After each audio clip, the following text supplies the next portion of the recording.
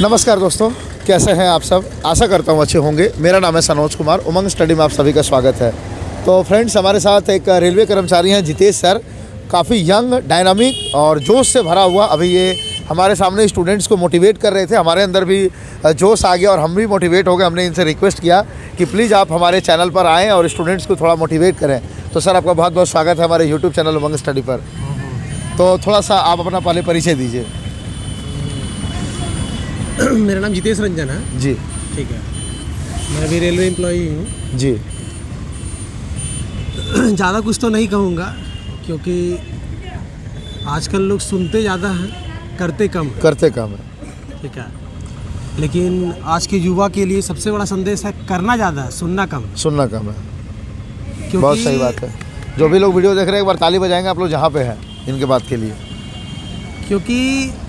करने से ही आप अपनी मंजिल की ओर जा सकते हैं, सुनने से नहीं जा सकते। सुनाते तो बचपन में हमारे बड़े भैया, हमारे मम्मी पापा, हमारे आस पड़ोस के सभी लोग सुनाते रहते हैं। हम लोग एक कान से सुनते हैं, दूसरे कान से निकाल लेते हैं, लेकिन उससे कोई अपनी मंजिल की ओर नहीं पहुंचता। आप बोलते रहिए। मंजिल की ओर पहुंचने के लिए आपको अपने दिल की आवाज़ सुननी पड़ेगी, जो एकदम राइट बोलता है सबके लिए। सबको पता है कि आपका कंडीशन क्या है। अगर कोई आपको इनविटेशन दे रहा हो कि भाई चलो किसी रेस्टोरेंट में पार्टी देते हैं, तो आपका ऊपर का मन सबसे पहले बोलेगा कि चलते चलते भाई हम पार्टी करते हैं। लेकिन दिल से आप पूछो तो आपका दिल बोलेगा नहीं भाई, 10 क्वेश्चन पढ़ लेते अच्छा रहता है, ये पार्टी जाके क्या होगा। क्योंकि खाना तो हमारे घर में ही बनी हुई है, वो पार्टी में ही है, थोड़ा टेस्टी ज़्यादा बनेगा। घर में दाल चावल खाएंगे, वहाँ पिज्ज़ा पकौड़ा खाएंगे।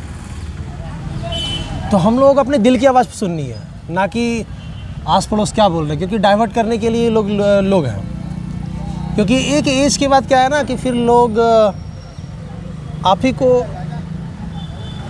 बोलते हैं, क्योंकि हम सभी एक गेम शो में हैं। सच बात तो यही है। गेम शो मतलब थोड़ा इसको एलाबोरेट करेंगे। हम लोग एक जस्ट टाइप समझ लीजिए कि हम लोग आज के ज़माने का कोई भी एक गेम ले लीजिए, जस्ट डोरेमोन। हम लोग डोरेमोन ही हैं अपने अपने एरिया के। हर एज में हम लोग हर एवरी टाइम हम लोग के पास टारगेट है। कभी मम्मी पापा की बीमारी का टारगेट,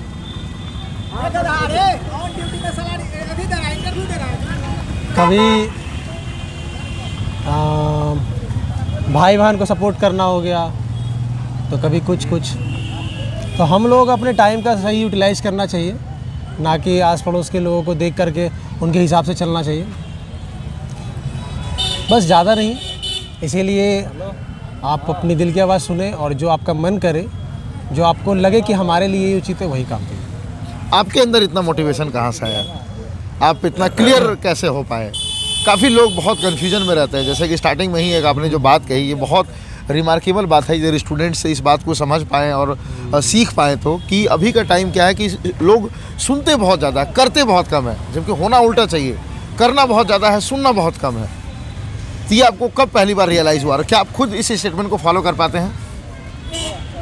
पहली बार जब मैं मैट्रिक में था, तो हमारे प्री टेस्ट चल रही थी, तो शायद सेकेंड डे मेरी छोटी सी एक्सीडेंट हो गई थी। तो एक्सीडेंट जो हो गई थी वो थोड़ी सी ख़राब टाइप की ही थी। वो ट्रक के जो पीछे वाले पटरे होते हैं वो मेरे सर के यहाँ गिर गए थे। तो मैं उस टाइम ही बेहोश हो गया था। तो हमारे गार्जियन ने बोला था कि बेटा छोड़ दो, एग्ज़ाम मत दो, एग्ज़ाम तो होते रहेगा। पर मैंने बोला कि नहीं, अगर ये प्री टेस्ट छूट जाएगा तो फिर मेरा मेन टेस्ट भी छूट जाएगा, क्योंकि स्कूल वाले ये थोड़ी ना सुनेंगे। वो बोलेंगे अब कोई उपाय नहीं है। तो मेरे गले में जस्ट ग्रिप टाइप का लगा हुआ था, और मैं बस इसी पोजीशन में मैं गया अपने एग्ज़ाम सेंटर, और वहीं पर मैंने एग्ज़ाम दिया। क्योंकि मैं बस यही सोचा, क्योंकि बचपन से मम्मी पापा लोरी वगैरह सुनाते हैं जिसमें बोला जाता है कि बेटा पढ़ोगे लिखोगे तो बनोगे नवाब, खेलोगे और माँ बाप कभी कोई काम देता नहीं है। तो मैंने यही सोचा कि आज मेरी एग्ज़ाम चल जाएगी तो मेरा 1 साल बर्बाद हो जाएगा, और मैं उसी पोजीशन में एग्ज़ाम दिया और बाकायदा अपने स्कूल में फ़र्स्ट तो हुआ ही फाइनली, और एक अपने ख़ानदान में भी पहला फर्स्ट डिवीज़न मैट्रिक में हुआ था। वाह। ठीक है। और जिसका असर हमारे गार्जियन ने बहुत मिठाई बांटी अगल बगल, और उसके बाद से मेरा हौसला और बढ़ा। लेकिन ये नहीं कि लोगों की बात मैं सुन रहा था, मैं बस पढ़ रहा था अपना। उसके बाद मैंने इंटर किया, पॉलिटेक्निक किया, तैयारी वगैरह मैंने कहीं नहीं किया। ये नहीं कि मैं ये इंस्टीट्यूट से पढ़ रहा वो इंस्टीट्यूट, ऐसा कुछ नहीं है। बस जो पढ़ता था मैं ये सोच के पढ़ता था कि अगर मुझे किसी को सिखाना पड़े तो मैं आराम से सिखा सकूं। ये नहीं कि बस पार कर रहा हूँ टाइम।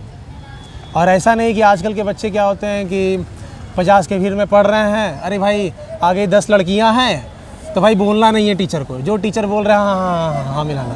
पर मेरे साथ ऐसी नहीं थी।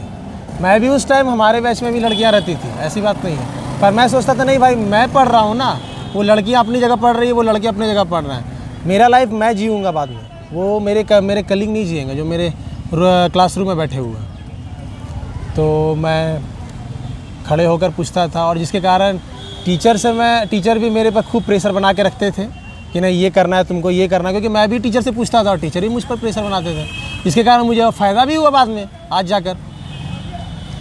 तो यही सब चीज़ है, आदमी को अपने हिसाब से, अपनी ज़रूरत के हिसाब से आप काम कीजिए, ना कि लोगों के हिसाब से। जी। तो पहली बार आपको भारतीय रेल में सेवा देने का अवसर कब प्राप्त हुआ और कैसे प्राप्त हुआ?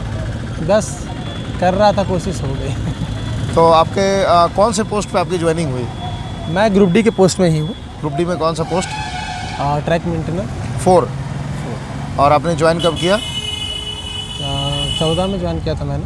तो लगभग आपका 10 वर्ष पूरे होने वाले हैं। तो वर्तमान में अभी आप कौन से पोस्ट पर हैं? वही अभी मैं फ़िलहाल इसी में हूँ, तैयारी वगैरह कर रहा हूँ। अच्छा। तो क्या ड्रीम क्या है, आखिरी पड़ाव कहाँ है?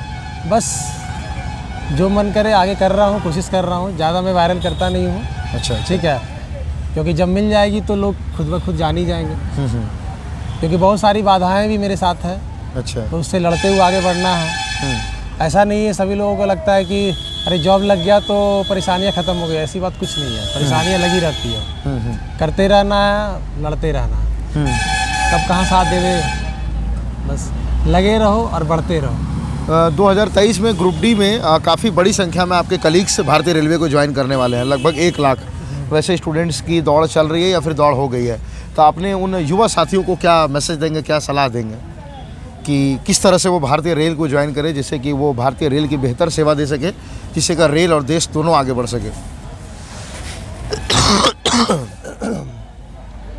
ऑनेस्टली अपने प्रिपरेशन को फॉलो कीजिए,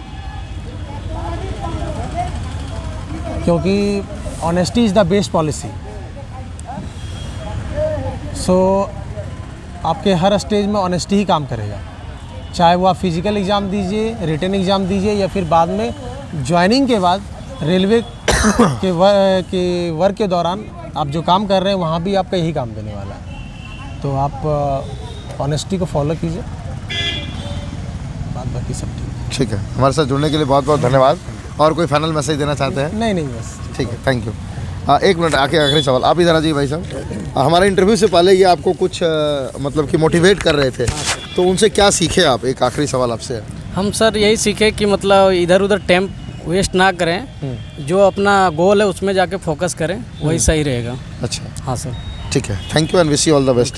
तो अभी आप क्या कर रहे हैं, स्टूडेंट हैं? अभी सर हाँ सर स्टूडेंट हम जीएनएम का स्टूडेंट है सर। जीएनएम के स्टूडेंट हैं? हाँ सर। तो यहाँ पे आप किन्हीं को ज्वाइनिंग करवाने आए हैं? नहीं सर, हम एक्चुअली जीएनएम का स्टूडेंट फर्स्ट ईयर में सर अभी। अच्छा। हाँ ठीक है, अभी क्लास करके आ रहे हैं सर। क्लास करके आ रहे हैं? Okay, all the best, thank you sir, welcome.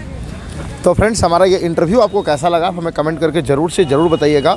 और कोई भी रेलवे कर्मचारी हमसे जुड़ करके हमारे प्लेटफॉर्म पर अपनी बात रखना चाहते हैं तो हमारा ईमेल आईडी है studyumang@gmail.com। आप अपना कॉन्टैक्ट नंबर के साथ हमें मेल करिए, हम लोग जो भी इंटरव्यू के थ्रू आपका इंटरव्यू करेंगे। मिलते हैं कोई नेक्स्ट सेशन में, तब तक के लिए जय हिंद, जय भारत।